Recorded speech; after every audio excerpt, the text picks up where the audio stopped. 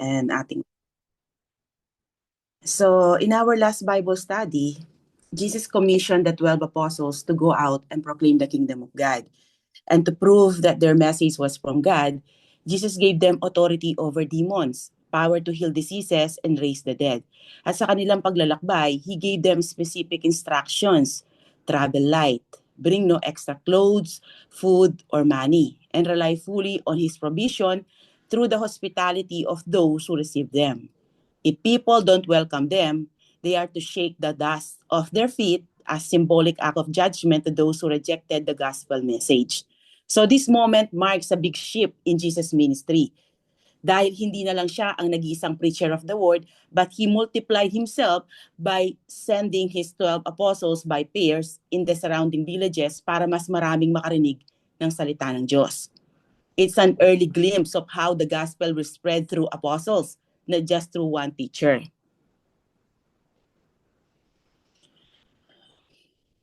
Meanwhile, Herod the ruler, who had earlier ordered John the Baptist's execution, heard all these things, yung mga ginagawa ng mga apostles through Jesus' power. He's confused and disturbed sa mga naririnig niya about kay Jesus. Dahil iba-iba ang sinasabi ng mga tao patungkol kay Jesus. Some people were saying Jesus might be John raised from the dead, or maybe Elijah, or one of the ancient prophets. Kaya lalo siyang naintriga at gusto niya itong makita. So natapos tayo sa kagustuhan ni Herod na makita si Jesus para malaman kung sino nga ba ito. At nasabi ko sa ating last Bible study na napakahalaga na tama ang pagkakakilanlan natin kay Jesus Christ dahil dito nakasalalay ang ating eternal destination. Ngayon sa lesson natin, ika-cover natin ang isa sa most popular miracles na ginawa ni Jesus. Mabasa ang miracle na ito sa 4 na Gospels. Sa Matthew 14, Mark 6, John 6, and sa inaaral natin ngayon sa Luke chapter 9. Ang miracle na ginawa ni Jesus dito ay ang pagpapakain niya sa 5,000 na tao. Hindi pa kasama dito ang bilang na ibinigay, yung mga bilang ng mga babae at lalaki, okay? Na nakasama nila na syempre hindi naman mga puro lalaki lang ito. So may mga babae at mga bata silang kasama dito. So most likely, nasa 20 to 25,000 daw, sabi ng mga Bible scholars, ang pinakain ni Jesus dito. Sa pamamagitan lang ng 5 barley loaves and 2 fish. Makita natin dito ang pagiging compassionate shepherd and divine provider ng ating Savior na si Jesus Christ. So simulan na natin himayin ang ating passage for today, and as usual, from time to time, bibisitahin natin ang ibang gospel accounts para makuha natin ang whole story. So, Feeding of the 5,000, ang title ng ating lesson ngayon. So when the apostles returned, they reported to Jesus all that they had done. He took them along and withdrew privately to a town called Bethsaida. So after preaching and healing during their mission na mababasa sa verses 1 to 6, the apostles returned to Jesus, probably in Capernaum kung saan ito nag-stay. And they reported to Jesus all that they had done. Tulad ng nasabi ko dati na hindi isinulat ng mga gospel authors ang detalye ng naging mission ng 12, pero for sure maraming nakarinig ng salita ng Diyos at maraming nakaranas ng healing power mula sa kanila. Dahil naging usap-usapan si Jesus Christ sa buong Galilea, to the point na umabot pa ito sa ruler ng Galilee na si Herod. So nung makabalik na sila kay Jesus Christ, of course, ire-report nila ang ginawa nila at alam marahil ni Jesus na pagod ang mga ito at kailangan nilang ma-recharge. Dahil tandaan nyo, by foot ang pagtatravel na ginagawa nila dito. Kaya naman our compassionate Savior took them along and withdrew privately to a town called Bethsaida. So Jesus tries to take them to a quiet place so that they could rest and recover away from the crowds that kept them so busy. Ang sabi nga sa Mark 6:31, dahil sa dami ng mga taong pumupunta sa kanila, wala na silang time para kumain. So basahin natin sa Mark 6:31. Pakibasa, Kuya Bricks. Dahil sa dami ng mga taong dumarating at umaalis, wala na silang panahon kahit kumain man lang. Kaya sinabi ni Jesus sa mga tagasunod niya, iwan muna natin ang mga taong ito. Pumunta tayo sa ilang para makapagpahinga. So, Jesus, the great shepherd of his people, ay fully aware sa kanilang weaknesses at sensitive siya sa kanilang pangangailangan. Alam niya na pagod ang mga ito dahil siya mismo ay naranasan ito. Iyon ang kagandahan na ang Savior natin ay hindi lang 100% God, kundi siya ay 100% man. Dahil dito alam niya kung ano ang ating pinagdadaanan at alam niya ang weaknesses natin. Dito natin makikita that Jesus cares about their physical and spiritual renewal. Kaya dinala sila sa lugar na malayo sa crowd. So makikita natin dito na hindi masama ang magpahinga sa ministry para tayo ma-recharge. Dahil totoo ang burnout. Tandaan nyo, hindi tayo robot. At ang ministry ni Christ ay hindi one-man business that requires non-stop work. Kaya hindi ito ihinto kung magpapahinga tayo. The church is like a body made up of many parts, each with its own purpose and value. Just as resting a part of the body, like the legs, eyes, or mouth, doesn't stop the whole body but helps it stay healthy and strong. The same is true for the church of Christ. So Christians are part of the body of Christ. They are part of the team. So when one person steps back para magpahinga, others continue. At kapag sila naman ang magpapahinga, yung well-rested naman ang mag-step up. Iyon ang healthy and biblical na church. Kung mapapansin nyo, hindi tayo regular na nag-meet dito, di ba? Dahil wala akong kapalitan sa pagtuturo dito. At hindi lang ako dito nagtuturo kasi nagtuturo din ako sa church namin. At syempre, ang number one ministry ko ay ang family ko. Hindi naman pwedeng busy ako dito pero nane-neglect ang family ko. So I made sure na nagagawa ko yung responsibilities ko bilang asawa at ina ng mga anak ko. Kaya binabalance ko yung time ko. Hindi lang siya puro ministry. So alam nyo na ngayon kung bakit hindi tayo regular na nakikita. Okay? So isa pa, ang pahinga ay part sa design ni God para sa atin. Kaya huwag kayong mag-guilty kung nagpapahinga kayo sa ministry. Tulad ng sabi ko, hindi naman hihinto ang paglaganap ng gospel kung magpapahinga tayo para ma-recharge. Pahinga lang, okay? Hindi yung mag-quit. So nakita natin Jesus encouraged the apostles to rest. Our role is to serve faithfully, rest wisely, and trust fully because the mission is God's, not ours alone. Tulad ng nasabi ko kanina, Jesus himself experienced the fatigue that comes from extensive ministry na naaral natin dati kung saan nakatulog siya sa boat habang naglalayag sila. Kaya naman he understood the apostles' need for rest. So dinala niya sa town called Bethsaida ang kanyang mga apostles para makapagpahinga sila doon. So yung exact location kung saan sa Bethsaida sila nagpunta ay hindi sinabi ng author. Pero ang ibig sabihin ng Bethsaida ay house of fish. So ibig sabihin nito, isa itong fishing village. Ito ang hometown ni na Peter and Andrew bago sila lumipat sa Capernaum. Dito din nagmula sina Philip and possibly Nathaniel na mabasa sa John 1:45. So bukod doon, isa ang Bethsaida sa mga villages kung saan nagpamalas ng maraming miracle si Jesus. Katulad din ng Chorazim. So yet they rejected him. Kaya mas matindi pa sa Tyre and Sidon ang punishment na mararanasan ng mga tao dito sa Judgment Day. But that is for another lesson, okay? Mag-focus tayo muna dito.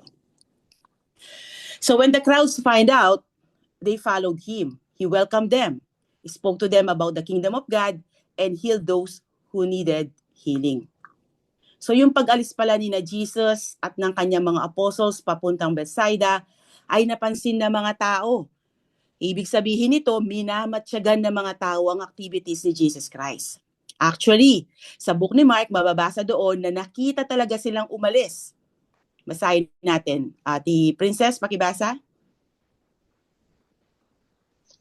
Pero marami ang nakakita at nakakilala sa kanila noong umalis sila. Kaya mabilis namang naglakad ang mga tao mula sa iba't ibang bayan papunta sa lugar ng pupuntahan ni na Jesus. At nauna pa silang dumating doon. So naunahan pa sila ng crowds na makarating sa destination nila. Ganoon katindi ang pangangailangan ng mga tao ng deliverer, ng healer. Sa time na ito na hindi pa advance ang medicine at hindi pa naiimbento ang modern equipments, isang malaking ginhawa sa kanila ang ginagawang pagpapagaling ni Jesus Christ sa lahat ng klase ng sakit na mababasa sa Book of John na isang dahilan kung bakit siya sinusundan ng mga tao.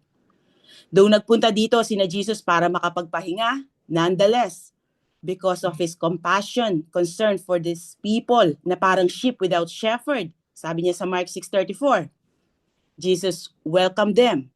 He spoke to them about the kingdom of God. Nakita niyo ang puso ni Jesus? Pagod sila at gutom, but he didn't reject them. Dahil nandoon na ang mga tao. Instead, he welcomed them at tinuruan sila patungkol sa kingdom ni God. Ito ang constant theme ng kanyang preaching and teaching ministry, ang ituro ang patungkol sa kingdom ni God. He's calling people to repent and believe the good news. Sa Mark 1:15 yan. God is now doing something new through Jesus Christ. But this kingdom is not of this world. Yun ang sinabing Jesus Christ sa John 18:36. It's not political or military tulad ng ine-expect ng mga Hudyo. It's spiritual and eternal. It begins in the hearts of those who follow Jesus. Kaya sa Luke 17:21, nasabi niya that the kingdom of God is in their midst. It is for the humble who accept na sila ay sinners at ina-acknowledge nila na hindi nila kayang isave ang kanilang mga sarili sa wrath ni God. It belongs to those who are dependent on God, not the proud. And remember, regalo ito sa mga sinners. At dahil sa grace ng Panginoon, kung bakit nakakapasok ang isang sinner sa kingdom ni God, hindi dahil sa ginagawa ng tao. Though it is a gift from God, but it requires response. You need to respond in repentance and faith. Repentance means turning away from sin, a change of heart, mind, and direction. Because the Greek word of repentance is metanoia. So literally means a change of mind that leads to change in action. Hindi ito yung yung parang na-guilty ka lang or yung na parang na-regret ka dun sa ginawa mo. It's about turning away from sin and turning toward God. Yan ang totoong repentance. At ang faith naman means trusting in who Jesus is and what He has done on the cross. Believing in His life, death, and resurrection. And surrendering your life to Him. Not just in your head, yung head knowledge lang, but with your whole heart. Hindi lang head knowledge ang tinutukoy dito, okay? It is not just knowing facts about Jesus. It's putting your whole trust in Him alone for salvation and daily life. So during Jesus' earthly ministry, dahil yung cross at resurrection dito ay hindi pa nangyayari, kaya ang pinipreach ni Jesus dito sa mga tao na repentance is yung, at saka yung good news is yung pag-follow sa Kanya, okay? So ang sinasabi niya dito, yung pinoproclaim niya dito na message is repentant and yun nga yung pag-follow sa Kanya. Although alam ng Panginoon na ang divine miracles ang dahilan kung bakit sinusundan siya ng mga tao, pero alam niya ang divine truth ang mas kailangan ng mga ito dahil ito ang may eternal value. Their shallowness, superficiality, and self-indulgence could not prevent Jesus from demonstrating the kindness of God. He had compassion on their bodies, pero lalo na sa kanilang mga souls. So after silang turuan about sa kingdom ni God, then He healed those who needed healing.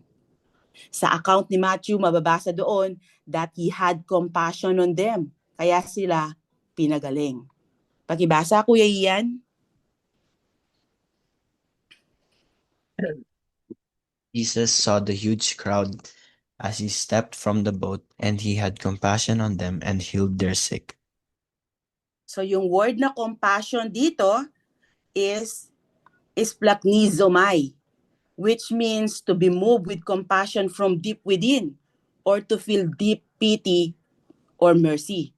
It refers to inner feelings suggesting the physical effects of sympathy on the body. Hindi lang siya basta yung intellectual sympathy, hindi ganun. Kundi ito yung compassion that steers a person to act. Mayroong nakikisimpatya at nahahabag, pero walang ginagawa para tumulong. Hindi ganoon ang habag ng Panginoong Hesus. Yung compassion niya sa mga tao, pinapatunayan niya sa kanyang mga gawa. Ito yung love that feels deeply and acts quickly. At anong mabuting attitude ni Jesus ang makikita natin dito na napakagandang tularan? Yung haba ng kanyang pasensya at pagiging compassionate niya, di ba? Even when interrupted, Jesus doesn't get annoyed. He welcomes the people, teaches them, and heals those who are sick. Mas nangibabaw yung kanyang compassion sa mga tao over sa kanyang own needs na makapagpahinga. This reflects God's heart for the lost and hurting. And verse 12, late in the day, the 12 approached and said to him, "Send the crowd away so that they can go into the surrounding villages and countryside to find food and lodging because we are in a deserted place here." So the disciples, as usual, were focused on earthly things. It's late. The people are hungry and there's nowhere nearby to stay.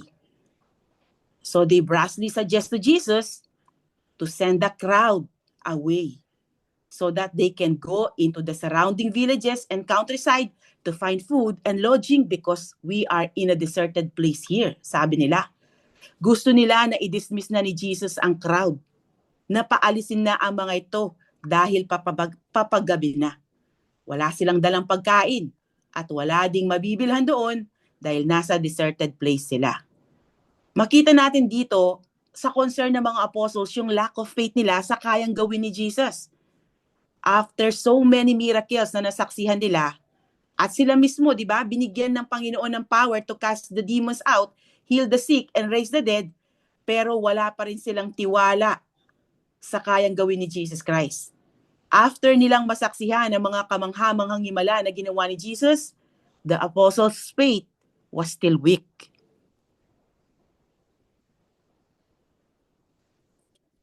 And they were thinking practically, not spiritually, like many of us.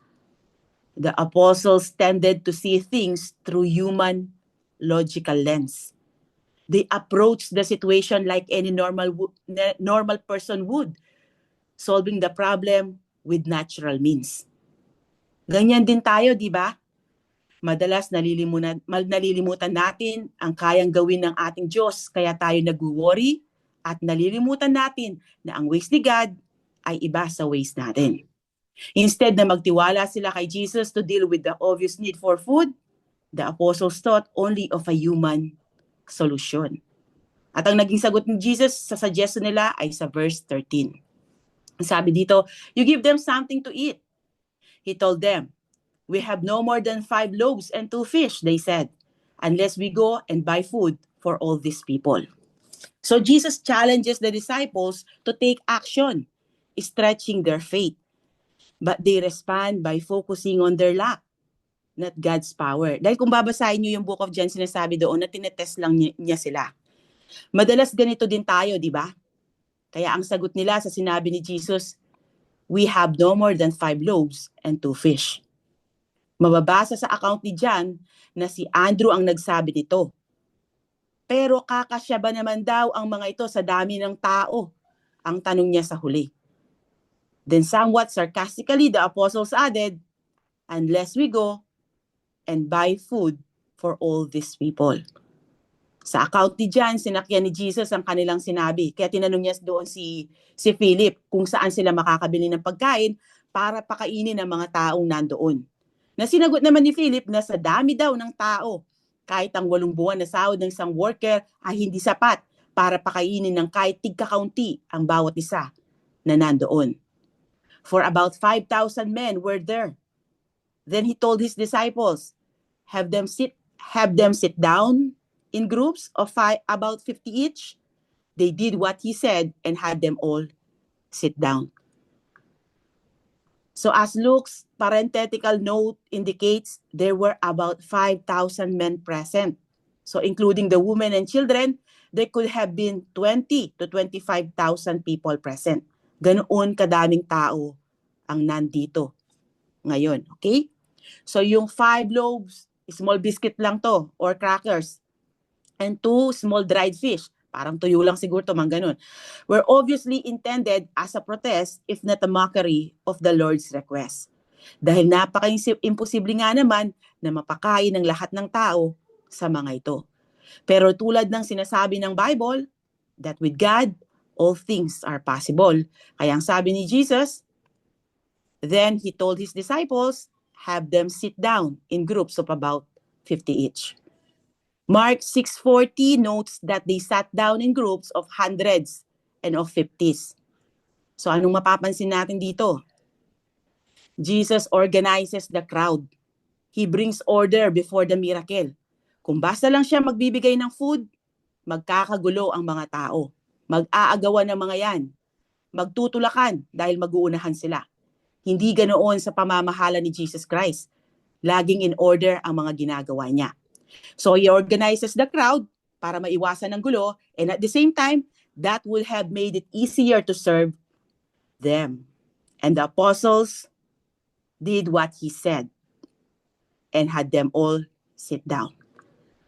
So the apostles obey, even though they still don't know how this is going to work. So faith often means obeying his word even when it doesn't make sense. Kaya nga sabi sa 2 Corinthians 5:7, for we walk by faith, not by sight. Walking by faith means to live our lives based on trusting God in his word and his promises, even when we can see the outcome or understand what is doing. Though may doubt for sure sa puso ng mga ito, pero sumunod pa rin sila sa ipinapagawa niya. At kapag sumunod tayo sa ipinapagawa ng Panginoon, kahit may doubt tayo, doon natin makikita ang kanyang pagkilos sa buhay natin.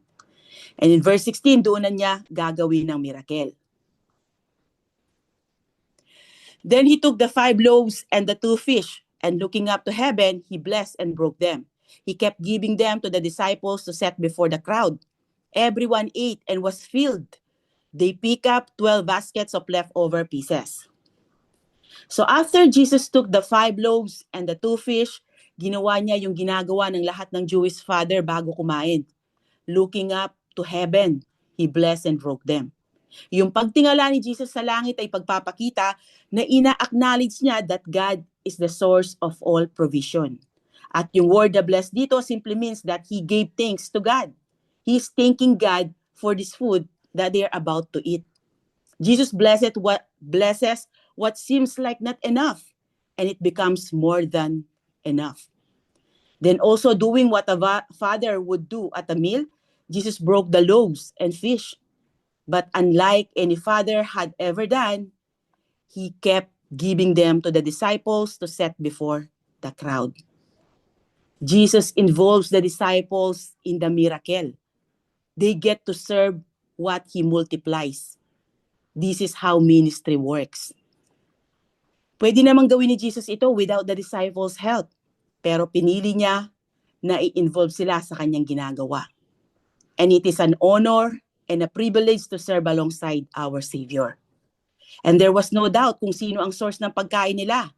It was obvious to all who saw that it was being created in the Lord's hands.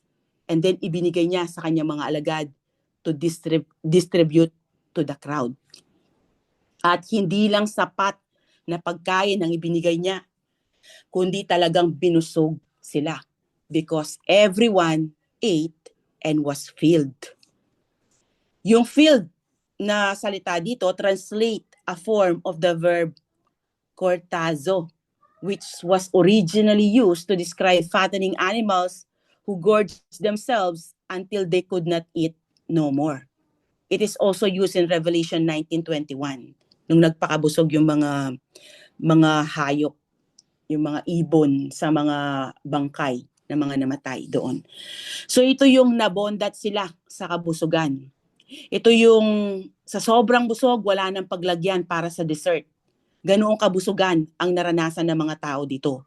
Parang yung miracle na ginawa niya sa wedding in Cana kung saan hindi na ubusan ng wine ang mga ikinakasal.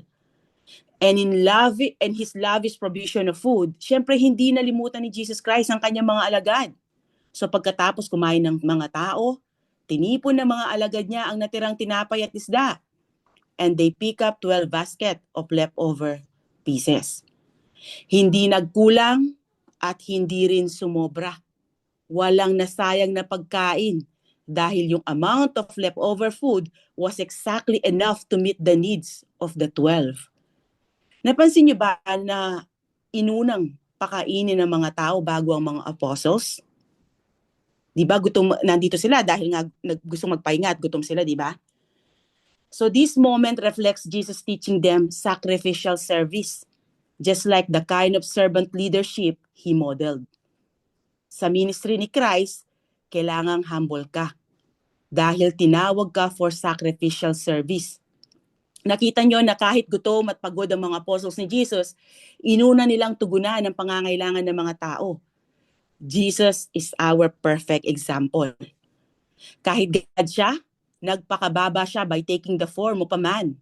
At nung nandito pa siya sa lupa, he demonstrates to his disciple how to serve others by washing their feet. Ito yung kino-considered nilang one of the lowest and most humiliating tasks sa kanilang society. And usually naka-assign ito sa isang Gentile slave or lowest ranking servant or slave in a household. Pero ginawa yun ni Jesus Christ sa kanila.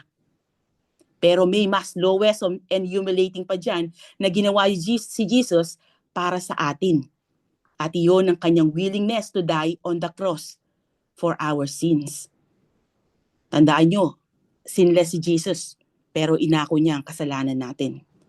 Kaya ang sabi niya sa Matthew 20, verses 25 to 28, pagibasa, Ate Chloe? Jesus called them over and said, "You know that the rulers of the Gentiles lord it over them, and those in high positions act as tyrants over them. It must not be like that among you. On the contrary, whoever wants to become great among you must be your servant, and whoever wants to be first among you must be your slave. Just as the Son of Man did not come to be served but to serve, and to give his life as a ransom for many." So in our passage, Jesus was showing his apostles what it means to be a true servant. Sa ministry ni Jesus, we don't lord over people, kundi sacrificial service ang ibinibigay natin. Sa ministry ni Jesus Christ, kailangan hindi ka proud, selfish, at self-centered. So napakaganda ng simula ng kwento dito, di ba? Napakabuti ng Panginoon sa mga tao. But there is a sad ending to this remarkable story na mababasa natin sa Book of John. Pakibasa, Ate Faith. When the people saw the sign he had done, they said, "This truly is the prophet who is to come into the world." Therefore, when Jesus realized that they were about to come and take him by force to make him king, he withdrew again to the mountain by himself. When they found him on the other side of the sea, they said to him, "Rabbi, when did you get here?" Jesus answered, "Truly I tell you, you are looking for me not because you saw the signs, but because you ate the loaves and were filled. Don't work for the food that perishes, but for the food that lasts for eternal life, which the Son of Man will give you, because God the Father has set his seal of approval on him." Sa Tagalog, pakibasa, Kuya Briggs.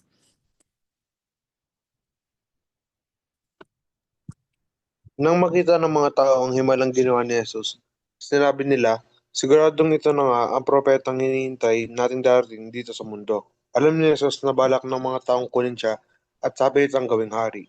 Kaya umalis siya roon at muling umakyat ng mag-isa sa bundok. Pagdating ng mga tao sa Capernaum, nakita nila si Jesus at tinanong, "Guro, kailan pa po kayo dumating dito?" Sumagot si Jesus sa kanila, Ang totoo, hinahanap niyo ako, hindi dahil sa mga nakita ninyong himala, kundi dahil nakakain kayo ng tinapay at nabusog. Huwag kayong magtatrabaho para lang sa pagkain nasisira, kundi para sa pagkain hindi nasisira at nakakapagbigay ng buhay na walang hanggan. Ako na anak ng tao, ang siyang magbibigay sa inyo ng pagkain ito, dahil ako ang binigyan ng Ama ng kapangyarihang magbibigay nito.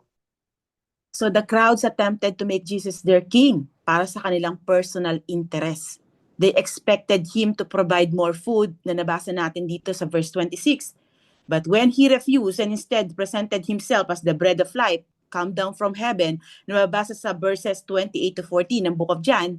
And then sinabi niya na ang sino mang kumain ng kanyang katawan at uminom ng kanyang dugo ay mananatili sa kanya. Ibig sabihin ng sino mang tatanggap sa gagawing pagbabayad ni Jesus sa ating mga kasalanan sa cross ay magkakaroon ng buhay na walang hanggan na hindi matanggap ng mga taong nandito na gustong gawin siyang hari. Kaya they rejected him because for them, his teaching was hard to swallow. Kaya dito, pakibasa, Sky. Then for when many of the disciples heard this, they said, "This teaching is hard. Who can't accept it?" 66. From that moment, many of his disciples turned back and no longer accompanied him. So yung mga disciples na sinasabing tumalikod dyan ay lahat ng taong sumusunod sa kanya, okay? But not necessarily means na genuine followers niya. Ito yung mga sumusunod sa kanya para sa benefits na makukuha sa kanya. So tinatawag na disciples lahat ng taong sumusunod kay Jesus Christ, whether genuine ang pagsunod nila or hindi, okay? So ngayon, dito yung iba dyan, karamihan sa kanila ay tumalikod sa kanya. So even today, marami pa ring tao ang ganyan na lumalapit lang kay Jesus Christ kapag may kailangan. Ginagawang genie si Jesus.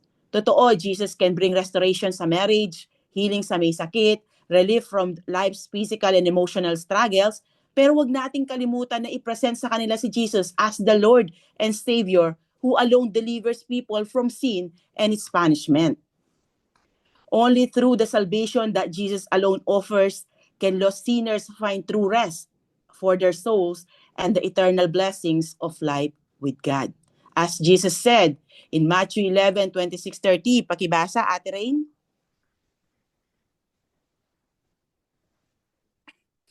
Come to me, all of you who are weary and burdened, and I will give you rest. Take my yoke upon you and learn from me, because I am lowly and humble in heart, and you will find rest for your souls, for my yoke is easy and my burden is light. So only Jesus can provide permanent rest for our soul. Kaya kung hindi nyo pa sinasubmit ang buhay nyo kay Jesus Christ, it's about time to repent. Ask God to grant you forgiveness at tagapin nyo yung ino-offer na buhay na walang hanggan ni Jesus Christ. Dahil ito ang mas kailangan natin. Dahil ito ang may eternal value. So ngayon balik tayo sa ginawang himala ni Jesus. Hindi ba kayo napapaisip, why did you take the 5 loaves and 2 fish instead of just creating food out of nothing? Kung gugustuhin niya, magagawa naman niyang gumawa ng food kahit wala ang 5 loaves and 2 fish. After all, He created the universe ex nihilo or out of nothing.